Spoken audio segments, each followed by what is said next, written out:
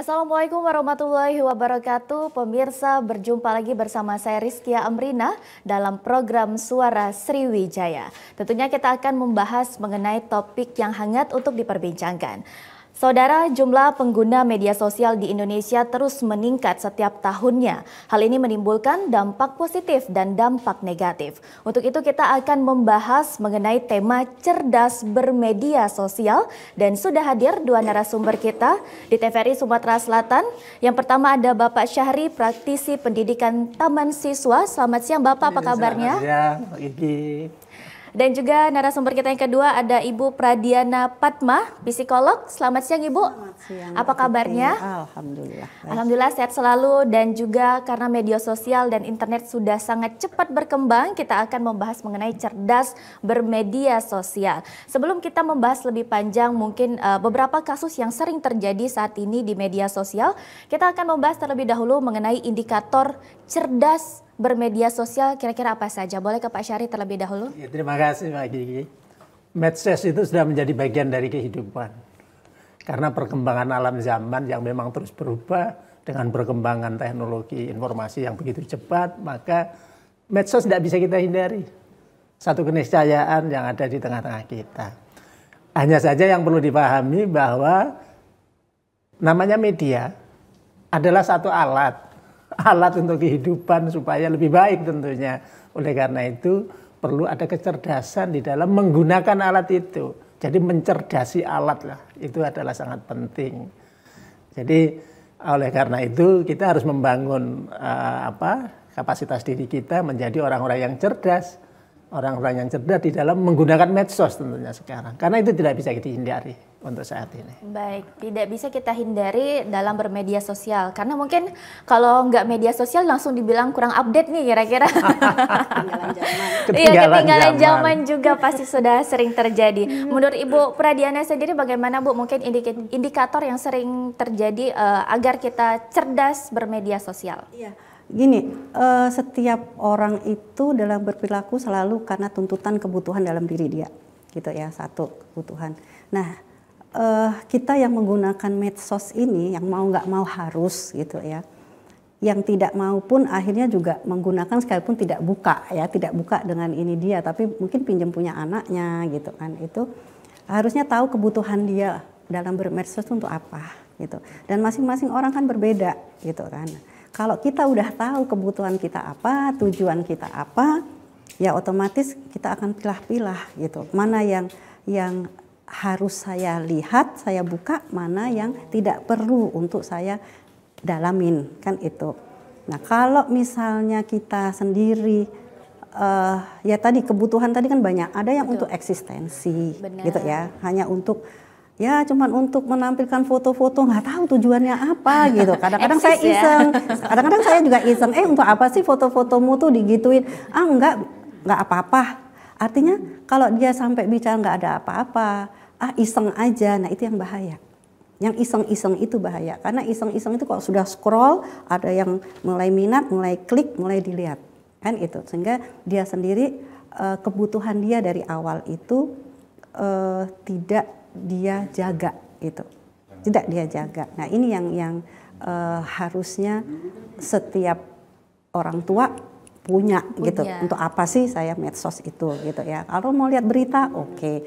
Atau mau lihat apa TikTok ya apa itu ya itu. Pokoknya banyak hal yang kalau saya sendiri melihatnya, kalau kita tidak tahu, tidak benar-benar menguatkan kebutuhan kita untuk apa, ya itu kita akan tergilas dengan segala informasi yang ada di dalam medsos. Baik. Gitu.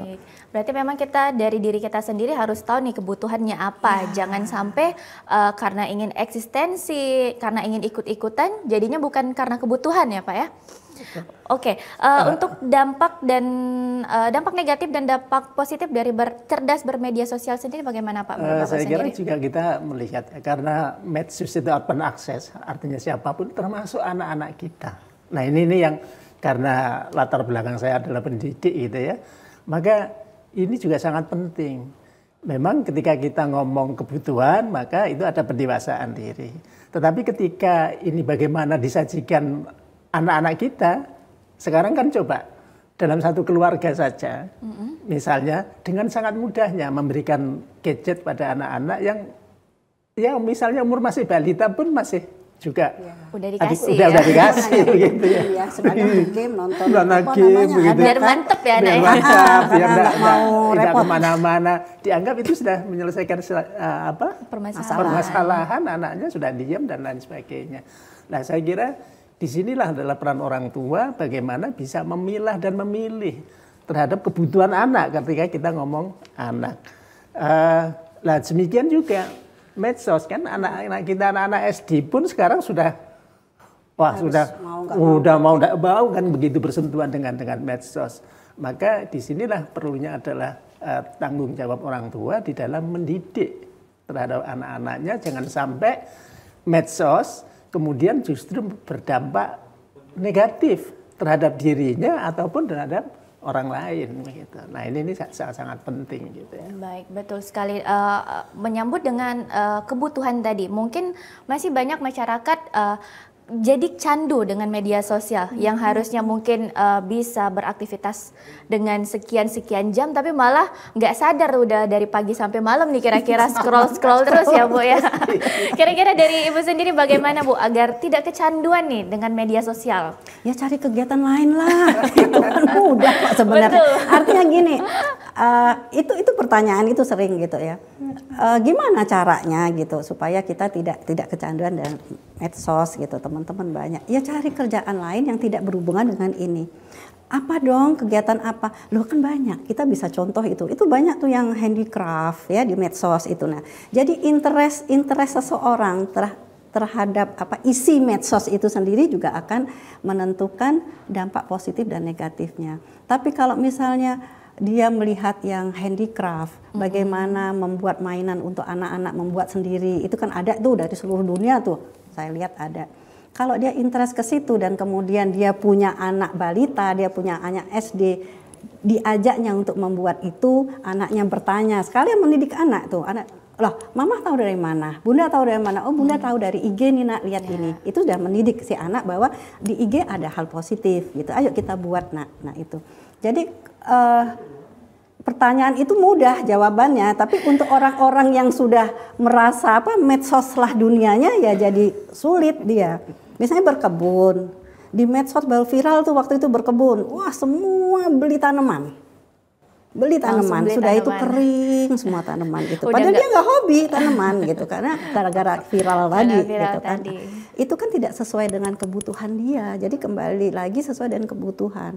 Kalau dia senang menyulam, cari di medsos ada kok menyulam, cara-cara menyulam gitu. Dia senang menjahit, dia senang berkebun, bisa. Nah itu artinya kebutuhan dia, kemudian interest dia harus dia sendiri yang mengarahkan gitu.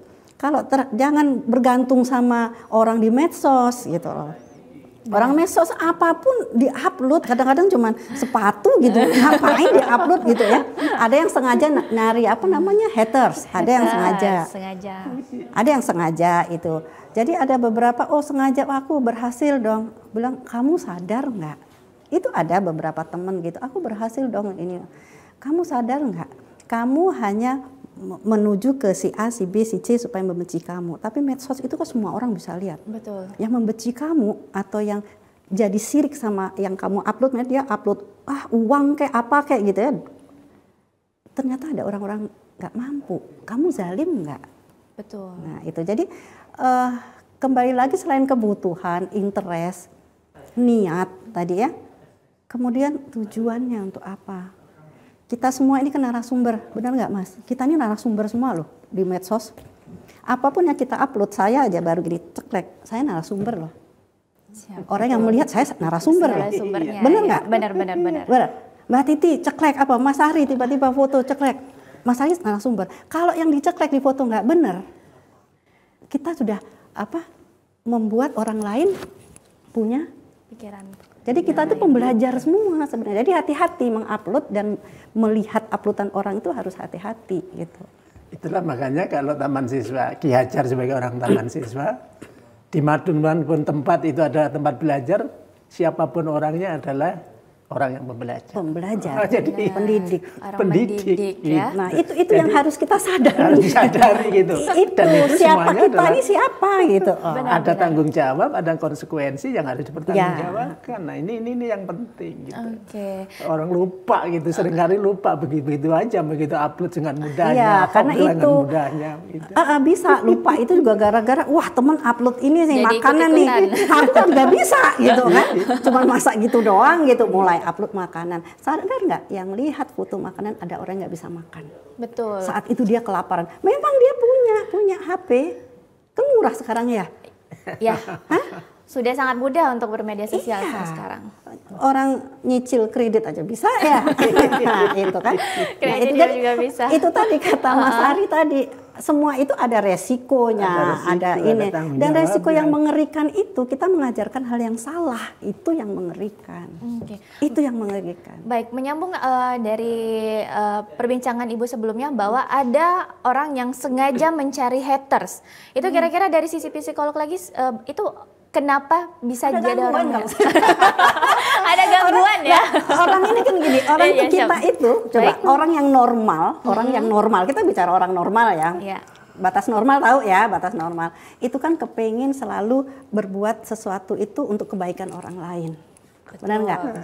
Ya?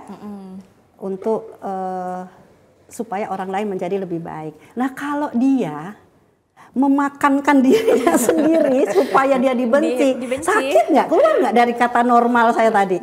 Keluar. Kalau sudah namanya normal, ada abnormal kan? Orang sakit. Mungkin dia masochis, bisa jadi dia masochis. Masochis itu orang yang senang dirinya disakitin. Baik, karena sekarang dengan disakitin dia semangat. Oke, ada ya, karena sekarang tuh sudah sangat mudah sekali untuk melihat banyak sekali orang-orang yang ingin dibenci, biar dapat viralnya tadi. Nah, oke lah tujuannya itu, tapi tetap sakit kan? Baik, benar. Yang haters, yang menyakiti itu juga sakit. Sama-sama sakit jadi ya. Masochis dengan sadistis, senang menyakiti orang. Jadi selalu gini. Hidup ini selalu ada pasangannya gitu, ada pasangannya. Baik, oke, kita akan lanjutkan kembali tentunya perbincangan kita mengenai cerdas bermedia sosial. Setelah pariwara berikut ini, tetaplah bersama kami dalam Suara Sriwijaya.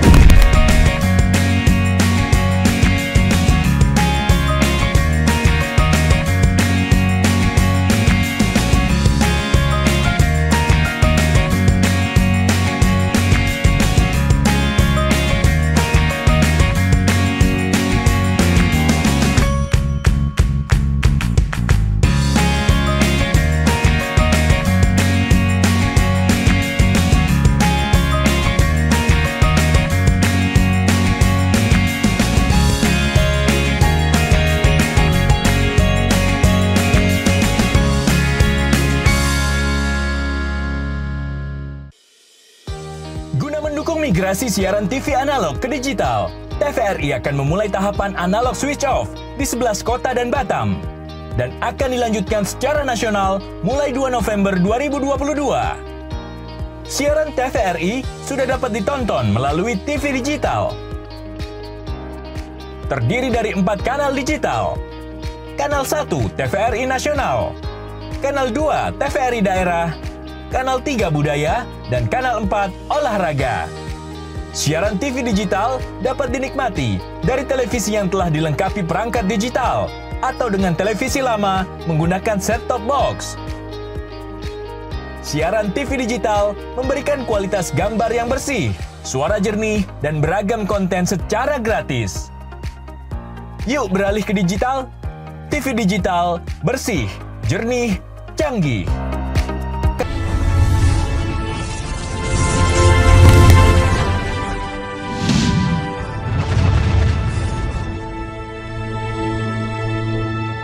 Kembali lagi dalam Suara Sriwijaya, kita masih membahas mengenai cerdas bermedia sosial. Dan untuk pemirsa bisa bergabung melalui line telepon di 0711 311 454. Dan kita lanjutkan kembali tentunya perbincangan kita yang mungkin sudah sangat panas ya mengenai bermedia sosial dengan cerdas. Oke, kembali ke Pak Syarif tentunya sebagai praktisi pendidikan taman siswa, bahwa media sosial juga memberikan dampak negatif dan juga dampak positif dalam mahasiswa ataupun juga pelajar. Kira-kira nih dampak positif dan negatifnya apa saja, Pak? Sekarang ada kecenderungan, bahkan ini udah menurut saya udah jadi patologi ya. Artinya kalau dalam bahasa kedokteran jadi penyakit gitu ya. Penyakit. Kalau di dalam pendidikan ini kan mengajak orang untuk belajar berpikir. Nah, dengan adanya medsos, ada kecenderungan murid-murid kita, mahasiswa kita dengan mudahnya, karena semuanya ada, tersedia, maka dengan instan.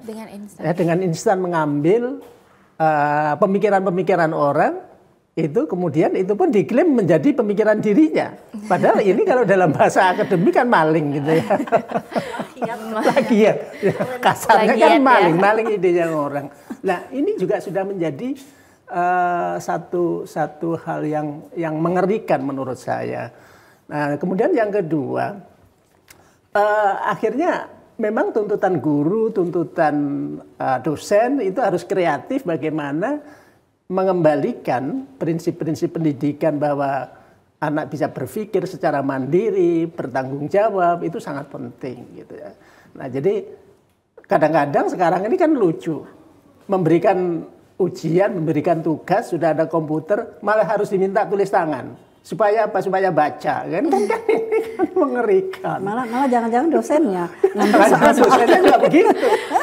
Jadi jangan-jangan dosennya nggak begitu. Karya orang lain ambil aja ke sana kemari, kemudian menghindari copy paste ya. Menghindari copy paste. Tapi dosennya ternyata juga dari googling. Ini gitu. situasi-situasi di dalam dunia akademik yang menurut saya itu mengerikan, yang harus sama-sama lah gitu ya, sama-sama ini pendewasaan, tanggung jawab. Jadi ini yang paling penting, tanggung jawab, moral, etika di dalam medsos, menggunakan medsos, memanfaatkan medsos sehingga itu menjadi sesuatu kebaikan. Bukannya gitu itu juga tanggung jawab dosen ya, Iya, moral betul. ya, Iya. orang tua dan orang tua, pendidik ya, bukan pendidik, hanya begitu. Karena Itu mungkin sangat penting. sebagai mahasiswa, mungkin mahasiswa yang sekarang, kalau mau ulangan nanti aja lah, tinggal ambil HP, lihat Google kan aman ya. Tinggal googling aman, kan. gitu. Jadi sebagai mahasiswa nggak menuntut untuk belajar. Jadi Betul.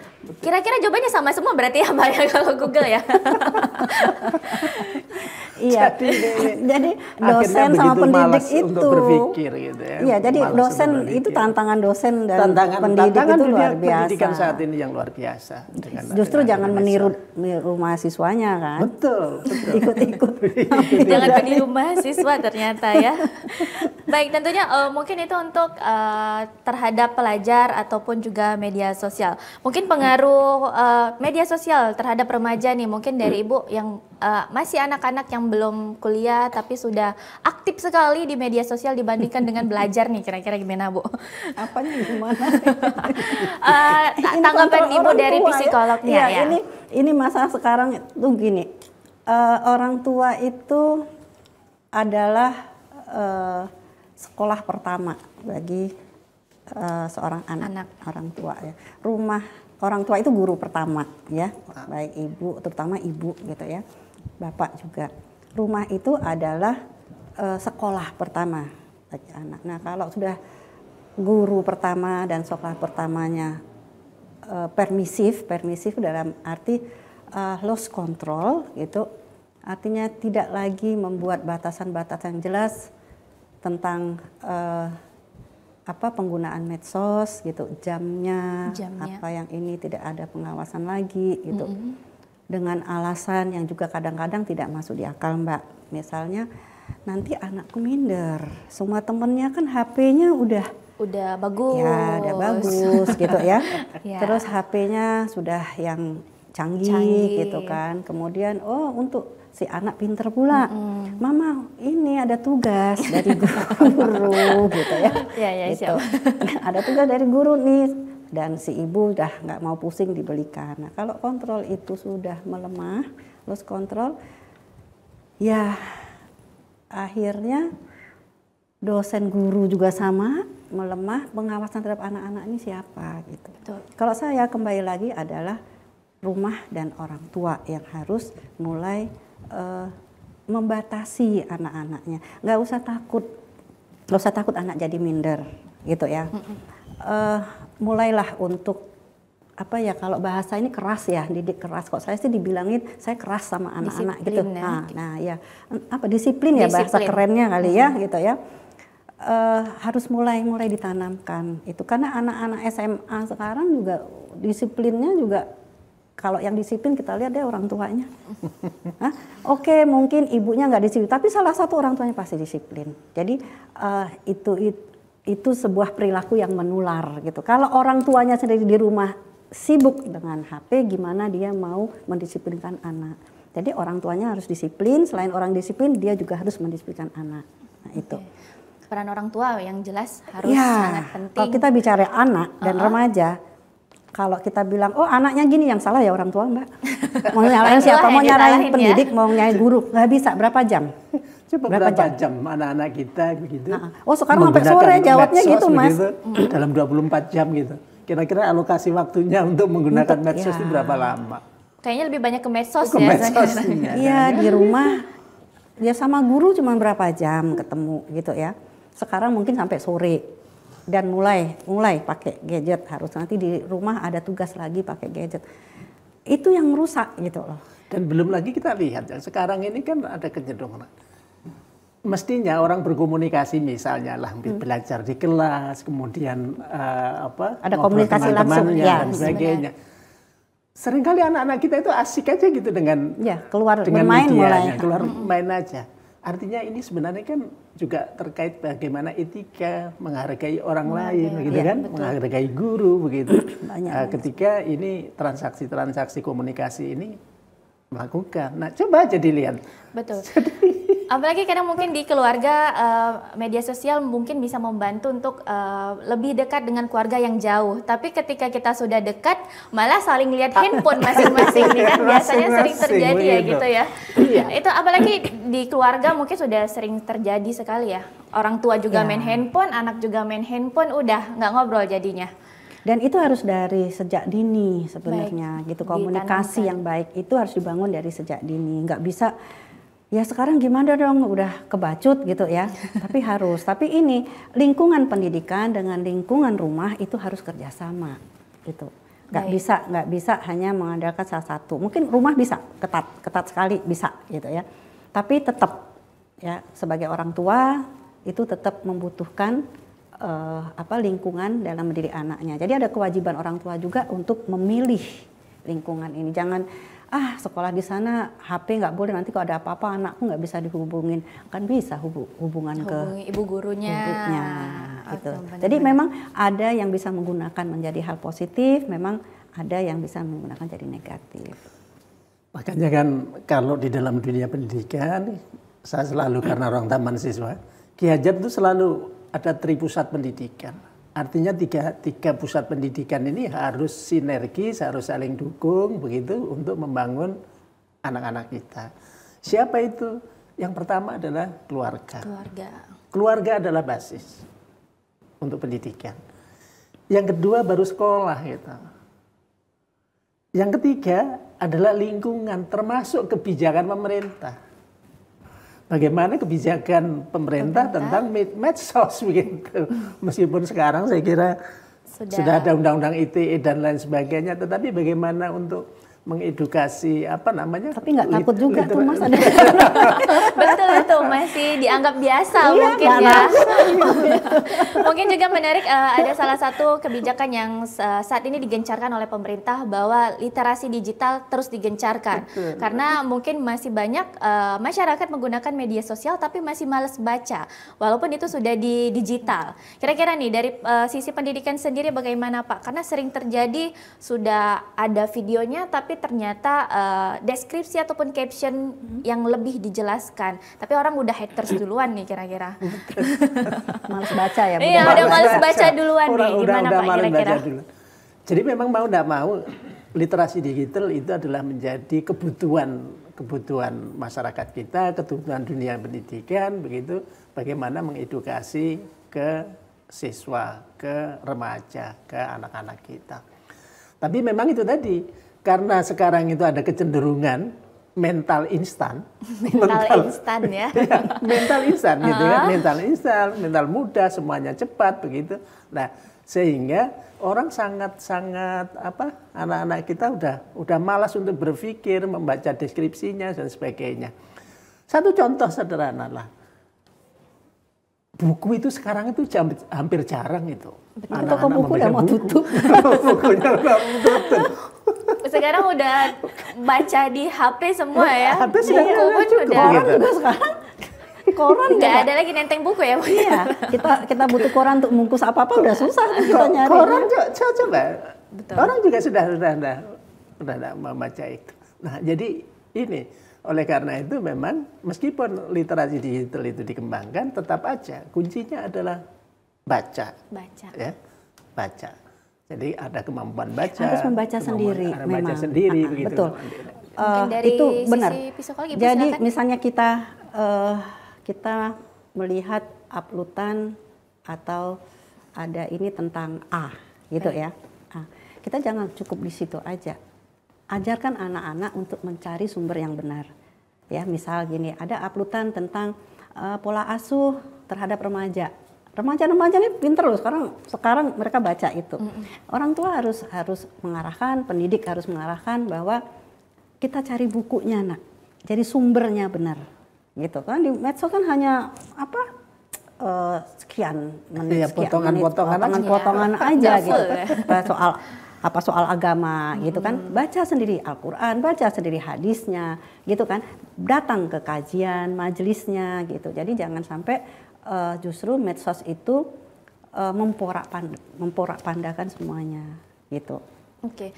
Baik, dari sisi psikolog sendiri Bu, mungkin agar remaja, mungkin tuh para pelajar juga lebih aktif lagi dalam membaca, walaupun membacanya sebagai literasi di digital.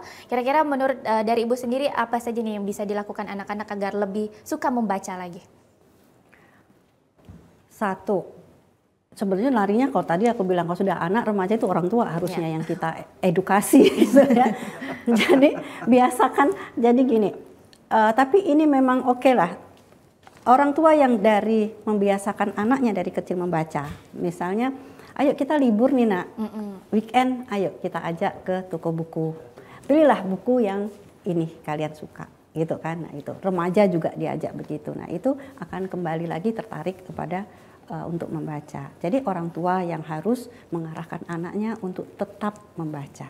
Baik, harus tetap membaca. Iya, dari sekolahan juga. Guru juga harus baca buku ini halaman sekian. Gitu. Oke, baik. Tentunya kita akan melanjutkan kembali perbincangan kita mengenai cerdas bermedia sosial untuk pemirsa yang ingin bergabung melalui line telepon di 0711 311 454. Dan jangan kemana-mana, tetaplah bersama kami dalam Suara Sriwijaya.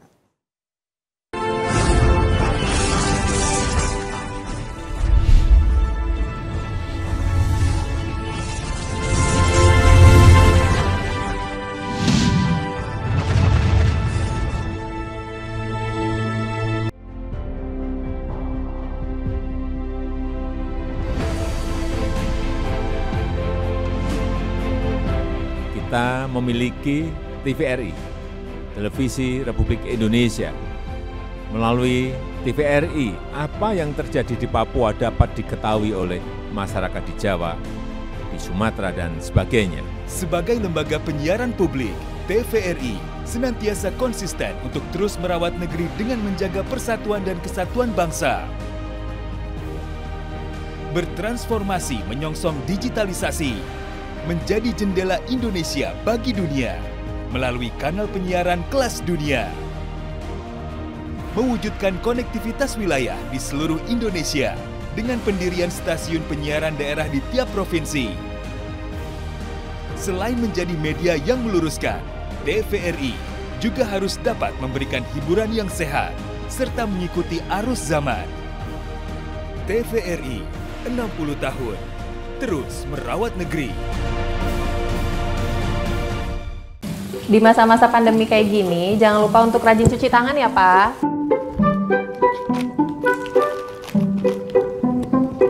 Pak, hand sanitizer kita habis loh. Nanti jangan lupa beli ya. Tenang, Ma. Papa masih punya satu lagi kok. Aman. Hai sayang. Pak, jangan lupa jaga jarak ya, Pak. Iya, kalian berdua belajar ya? Iya. Ya udah, belajar yang benar ya. Iya. Papa tinggal dulu ya.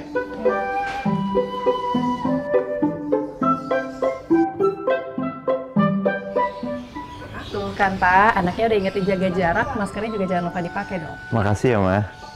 Maskerku, maskermu melindungi kita. Mas, Pak, dengan menjaga jarak kita tetap bersatu. Sekarang siapa yang mau pakai hand sanitizer? COVID-19 dapat dicegah dengan 3M, memakai masker, mencuci tangan, dan menjaga jarak.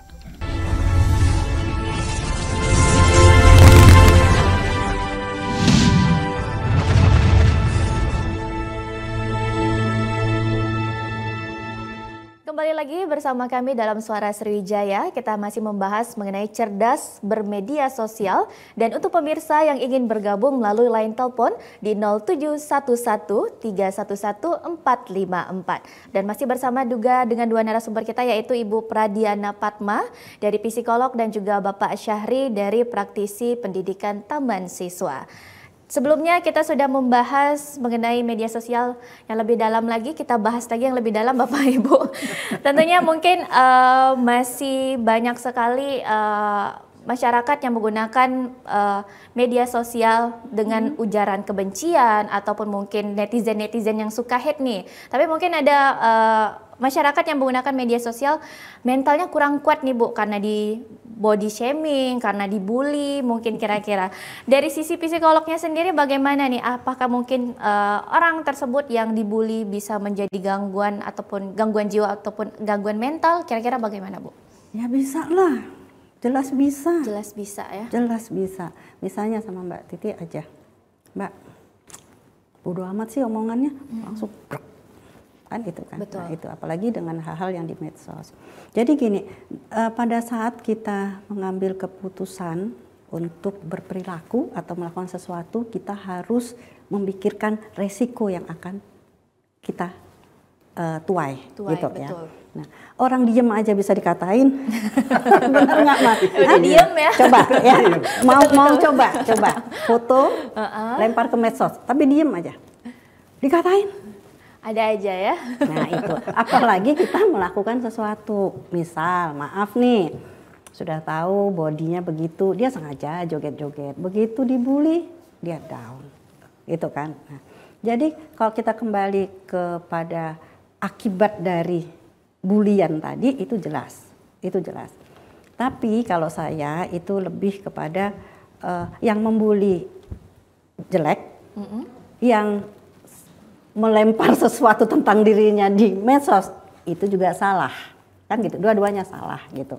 Karena semua itu selalu ada resikonya. Jadi makanya kalau mau upload apapun di medsos itu berpikir untuk jangka panjangnya, gitu loh. Berpikir untuk akibatnya. Kuat nggak kalau saya diginiin? Kuat nggak kalau saya ada yang ngomongin saya begini? Kuat nggak kalau ini? Gitu. Sekedar tulisan aja kadang-kadang panjang di ya, ledek, benar nggak? Kita nulis apa di ledek? Curhat nih, orang nggak curhat, kok cuma nulis gitu. Kita nulis motivasi, katanya curhat, ya. Kita tulis sesuatu, misalnya tentang pengalaman hidup kita, katanya membeberkan hidup kita, kan itu. Padahal mungkin dia tidak mau membeberkan, tapi untuk pelajaran orang lain. Jadi apalagi kita sengaja melemparkan sesuatu yang memang untuk dibully. Sengaja. Ya. Sengaja. Jadi hati-hati bener. Hati-hati sekali. Tapi untuk sekarang Bu, mungkin sudah sering menemukan kasus bahwa mungkin yang dibully datang ke psikolog karena mungkin mentalnya tidak kuat. Sudah ada kasusnya tersendiri mungkin sudah Ibu hadapi atau bagaimana? Enggak. Belum ada ya saat ini. Belum ada yang ngaku kalau dibully di medsos, tapi karena kan kayak selalu dibully di sekolah gitu ya, selalu ini. Tapi selalu saya tanya, main medsos nggak? Main, aktif nggak? Aktif, boleh lihat nggak? Gitu. Ternyata di medsos juga ada dibully ya, teman-temannya juga gitu loh. Tapi karena itu yang membuli itu teman-teman sekolahnya, dia merasa bahwa dia dibulinya oleh di sekolah. Nah, itu. Baik. Jadi banyak sebenarnya yang tidak mau berterus terang gitu di medsos karena memang akibat medsos kan luar biasa. Betul, gitu luar kan. biasa. Sekarang kalau viral mah cepat sekali ya. Enggak apa-apa jadi viral. Iya. Dan apapun yang sudah diupload di dalam medsos kan jejak digitalnya tidak akan hilang. Benar. Iya. Jejak digital ya yang serem jejak ya. Digital karena kan serem ini. Artinya ini adalah sebuah tanggung jawab yang sangat panjang. Kan harus disadari ini. Iya. Betul. Jadi apapun itu yang sudah masuk di situ, maka jejak digital tidak bisa dihapus, akan terhapuskan dengan itu. Nah, oleh karena itulah maka literasi digital ini perlu terus menerus itu didirikan ke masyarakat kita tentang resiko-resiko, konsekuensi apapun yang dilakukan di dalam medsos. Iya, karena upload yang baik-baik aja bisa jadi masalah. Apalagi upload masalah ya. Apalagi upload masalah. Dan kita memang nggak bisa menutup karena ini orang seluruh dunia punya persepsi yang berbeda-beda. Betul Mas, dan harus hati-hati loh. Nilainya. Dan harus hati-hati loh. Misalnya saya nih sebagai ibu, saya upload sesuatu, ini bisa kena di anak-anakku loh. Betul. Hati-hati gitu loh. Bisa kena di pasangan hidup, bisa kena di kakak, orang tua, banyak sekali, sahabat. Mungkin Mas Ari tiba-tiba upload apa? Oh Mas Ari temennya Nana tuh, bisa aja kena. Ikut-ikutan ya. Padahal aku cuma komen keren Mas gitu. Misalnya betul, kan itu udah bisa jadi masalah loh. Saling keterkaitan juga ya jejak digital tadi ya. Tapi ngomong-ngomong masalah tanggung jawab, mungkin banyak sekali Indonesia dikenal sebagai netizen yang sangat kita nggak usah bahas sangat brutal, ya. Karena mungkin sudah banyak sekali beberapa tempat yang mensurvei bahwa netizen Indonesia itu hatersnya luar biasa. Itu kira-kira sebagai netizen yang budiman nih, kira-kira bagaimana agar lebih bertanggung jawab dengan komentarnya? Kayak sekarang tuh jarinya lancar banget kan ya Pak ya? Kira-kira gimana nih Pak? Kalau saya itu adalah mencerminkan kultur kita gitu ya. Artinya sudah rusak kultur kita. Iya, artinya ini sudah bahwa dulu gitu. Tahun 75 itu ada penelitian antropologi tentang mentalitas bangsa Indonesia. Lah salah satunya itu adalah kultur jalan pintas. Artinya semuanya itu jalan pintas. Lah medsos ini salah satunya juga begitu dengan jalan pintas. Orang tanpa berpikir panjang, tanpa melihat resikonya, mudah aja begitu. Jadi yang lembek mau mengeraskan dengan cara jadi artinya apa? Kalau itu penelitian tahun 70-an, tahun 75 sampai sekarang itu udah berapa tahun ya? Udah 50-an tahun ya. Artinya ini dalam konteks pendidikan kita masih dipertanyakan untuk membangun mentalitas kita. Gitu. Betul. Itu salah satunya aja. Terus Pak. Jadi itu ya salah satunya. Medsos itu menjadi media jalan pintas orang untuk terkenal. Kemudian apapun di situ yang bisa mengekspresikan bisa begitu. Ini larinya ke sistem pendidikan nih. Ya karena latar belakang saya pendidikan. Saya ke sistem pendidikan. Larinya ke Menteri Pendidikan. Mungkin dari Ibu sendiri nih bagaimana nih menanggapi netizen yang sangat mudah sekali berkomentar apa yang harus kutanggapin? Kira-kira apa nih menurut Ibu sendiri? Kalau aku gampang aja orang sakit kayak gitu tuh ngapain dia kenal enggak dia membenci. Betul. Kenal enggak, tahu enggak secara rinci dia berani untuk berkomen. Itu tandanya apa? Bergeser tadi kan orang sakit. Orang sakit tuh standarnya udah bergeser. Berarti gitu. netizen sekarang sudah menjuru ke sakit semua. Nah, jadi seharusnya atau gimana kira-kira? Ya gini, semakin banyak kita melihat karakter orang, seharusnya kita menjadi dewasa untuk menyikapi perilaku orang lain. Kan itu. Semakin banyak kita melihat keburukan orang, justru seharusnya semakin kita pembelajaran untuk kita bahwa hal itu tidak baik. Dan kita juga harus terdorong untuk mengangkat hal-hal yang sikapnya baik. Ya, uploadlah hal-hal yang baik aja, baik dan benar. Kalau saya tidak bisa cuman baik aja ya Mas ya, harus benar juga mengupload gitu loh. Baik nah dan itu benar. Baik dan benar. Nah itu jadi baik itu cara, benar itu tepat gitu ya, dan sumbernya jelas gitu kan. Nah kalau kita bicara dia baik, itu ada masalah cara dia menguploadnya gitu. Jadi ya kalau saya simpel aja sih kalau ngadepinnya kayak gitu. Ya sekarang memang ini pekerjaannya yang mengurus negara. Betul. Ya, pada akhirnya begitu. Karena mau tidak mau bisa, medsos adalah satu kehidupan umum, kehidupan Iya. Artinya negara harus hadir. Harus hadir untuk juga. membatasi itu. Dan juga masalah hoax nih, sekarang sangat mudah sekali kalau mendapatkan informasi langsung ditelan. Walaupun padahal hoax nggak bisa dipilih-pilih lagi nih. Kira-kira dari Bapak sendiri sebagai praktisi pendidikan agar masyarakat lebih cerdas lagi pilih dan pilah masalah informasi yang berisi hoax. Ya sebenarnya kan setiap orang itu sesungguhnya cerdas. Tapi bagaimana mencerdaskan kehidupannya, nah itu yang sangat penting. Baik. Jadi mencerdaskan kehidupannya. Mencerdaskan kehidupannya sendiri, maksudnya dirinya sendiri dan kehidupan orang lain. Karena setiap orang sebenarnya diberi kemampuan, diberi potensi, gitu, potensi dirinya. Nggak ada orang bodoh, nggak ada orang yang ya istilahnya selalu itu, ada kelebihan dan kekurangan gitu. Dan ada kemampuan memilah dan memilih yang benar, yang baik, dan selalu begitu. Nah, sekarang ini kan begitu melalui medsos, hoax ini kadang-kadang kan persoalannya bisa itu tahu hoax apa enggak, artinya kan dicerna, enggak bisa dicerna dulu. Perlu dipikirkan dulu. Betul. Perlu dicari dulu sumbernya seperti apa. Tafakur dulu. Sumbernya. Nah, makanya proses mencerdaskan kehidupan inilah salah satunya adalah melalui proses pendidikan. Karena memang tantangan pendidikan sekarang ini ya sangat-sangat besar. Tetapi ingat, begitu ngomong pendidikan bukan hanya sekedar di sekolahan. Betul. Yang paling mendasar itu adalah di rumah. Di rumah. Kemudian juga tadi peran negara. Bagaimana itu bisa membatasi kita juga pendidik semua, Mbak Titi juga pendidik, jadi harus hati-hati. Dan juga siaran ini juga mendidik masyarakat lebih cerdas lagi dalam bermedia sosial. Baik, kita akan kembali melanjutkan perbincangan kita, dan untuk pemirsa yang ingin bergabung melalui line telepon di 0711 311 454. Dan tetaplah bersama kami dalam Suara Sriwijaya.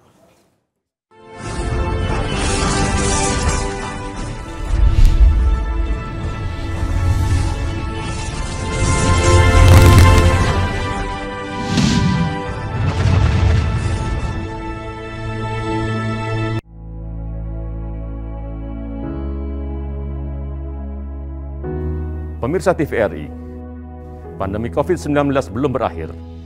Sesuai anjuran Presiden, kita semua wajib pakai masker. Jangan pernah lepas masker saat bertemu orang lain. Mari disiplin. Indonesia pulih, Indonesia bisa.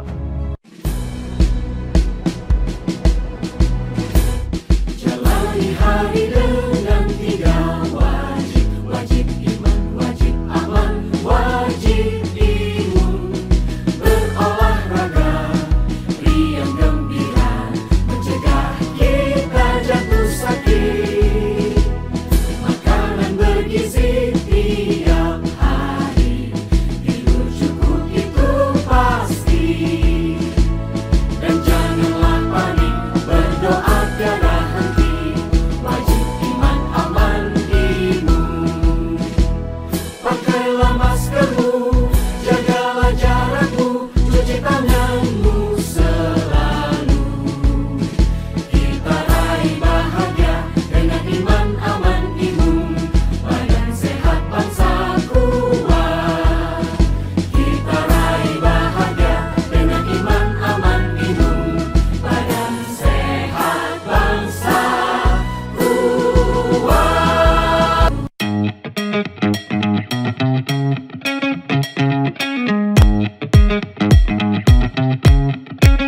Saat beraktivitas, jangan lupa untuk memakai double masker. Pusat Pengendalian dan Pencegahan Penyakit Amerika Serikat (CDC) mengatakan, masker double bisa efektif dalam mencegah penularan COVID-19.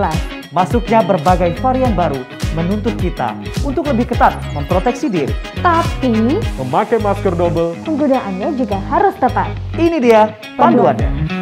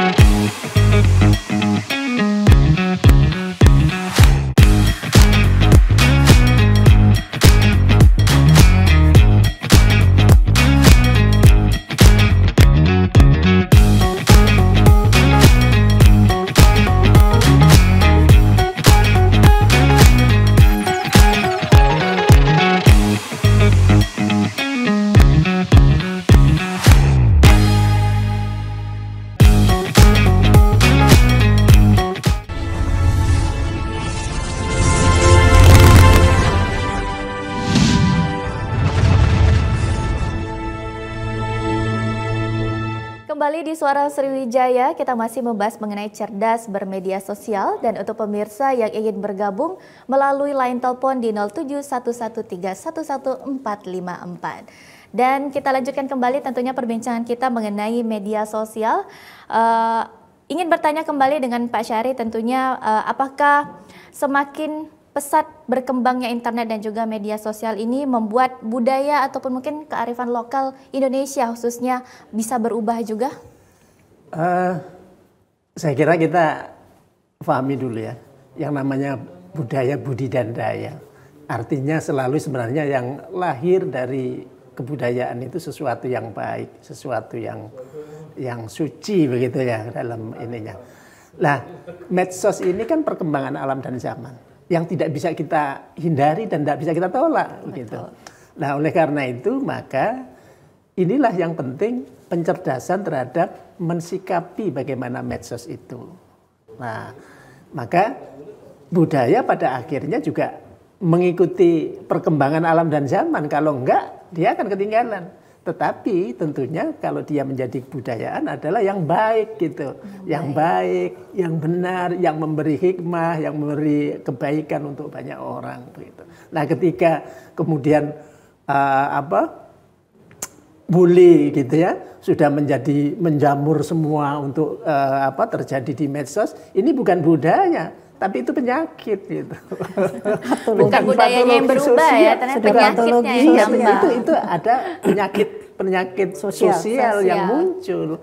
Karena prinsipnya kalau namanya budaya itu adalah akan membawa satu peradaban, membawa satu kebaikan, kemajuan sebuah bangsa. Baik. Jadi ingat, jadi kalau sekarang sudah hobi bully sudah menjadi umum, ujar kebencian, hoax seolah-olah gitu ya, udah menyebar kemana-mana, itu penyakit.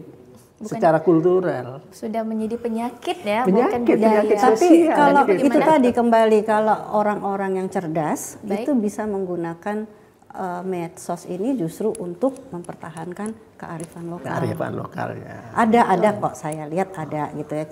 Kita lihat di Sumatera Selatan ada, tapi memang kurang gencar gitu loh dibandingin dengan yang tadi yang gitu. Lebih banyak lainnya. Iya, jadi kurang gencar. Jadi seolah-olah kok nggak ada sih, kok nggak muncul sih gitu tentang kearifan lokal gitu kan.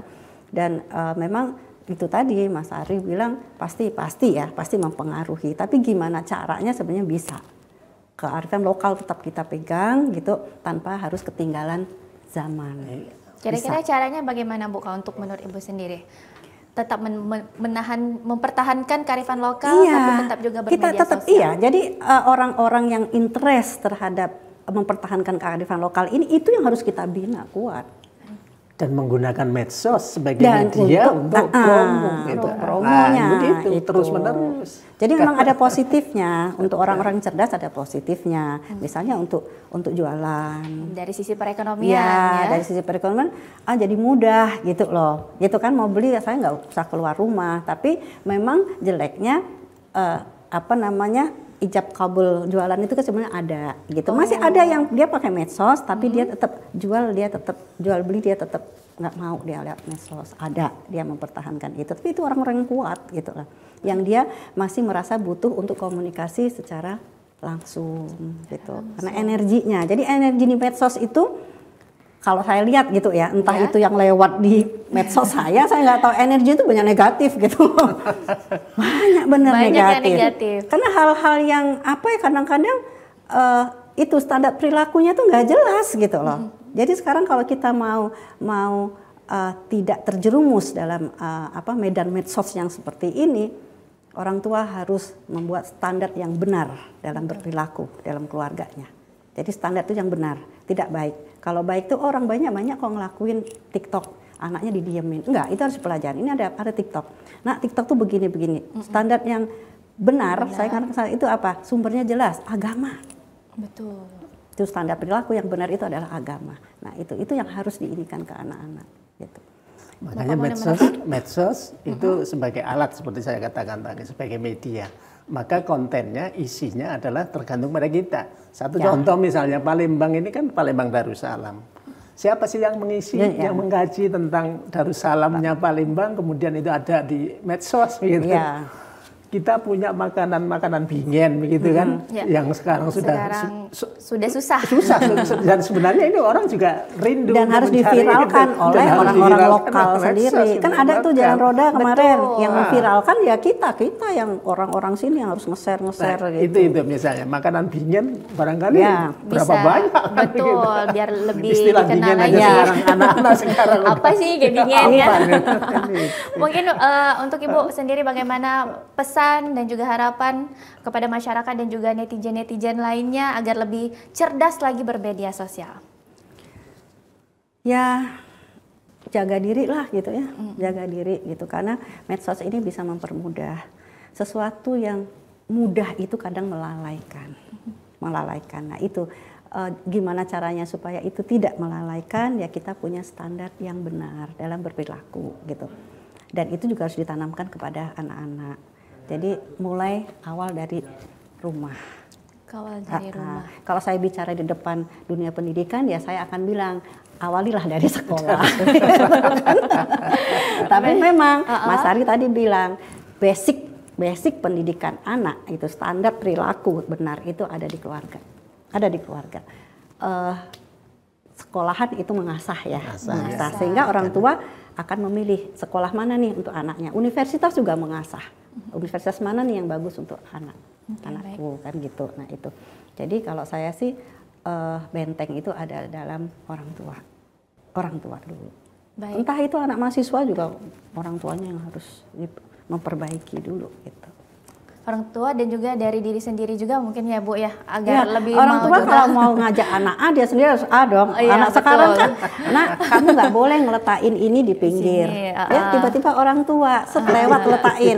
Ya anak 3 tahun, kok mama di situ? Katanya kemarin aku nggak boleh gitu. Nah artinya kalau kita mau mengajak orang untuk A, kita sendiri juga harus A. Untuk Bapak sendiri bagaimana mungkin pesan dan harapan agar masyarakat juga lebih cerdas bermedia sosial? Silakan Pak. Saya kira seperti saya katakan tadi, medsos tidak bisa kita hindari dan itu menjadi kebutuhan satu sisi dan ada di tengah-tengah kita. Oleh karena itu kita menggunakannya harus cerdas. Harus cerdas itu artinya bisa memilah dan memilih kira-kira apa yang positif kita gunakan. Dan yang lebih penting lagi bahwa perlu disadari bahwa apapun yang kita lakukan termasuk melalui medsos ada sebuah tanggung jawab, punya konsekuensi dan punya akibat entah itu positif entah negatifnya. Dan ingat jejak digital dan yang akibatnya ada itu selamanya ini panjang betul, di dalam kehidupan kita. Dan saya kira itu yang baik. Tentunya juga sebagai masyarakat kita harus cerdas bermedia sosial, harus pilah dan pilih mana yang terbaik dalam bermedia sosial. Jangan sampai nanti ke depannya kita memposting jadi ada ujar kebencian ataupun juga hoax. Kalau bisa sama-sama kita kurangi hal-hal dampak negatif dari bermedia sosial. Baik, tentunya terima kasih untuk Bapak Syari, praktisi pendidikan sudah hadir di TVRI Sumatera Selatan dan juga Ibu Pradiana Padma dari psikolog. Terima Terima kasih sudah hadir bersama kami berbincang dalam Suara Sriwijaya dan sehat selalu. Baik, untuk pemirsa, tidak terasa sudah 1 jam kebersamaan kita dalam program Suara Sriwijaya. Saya Rizky Amrina, pamit undur diri. Terima kasih. Wassalamualaikum warahmatullahi wabarakatuh.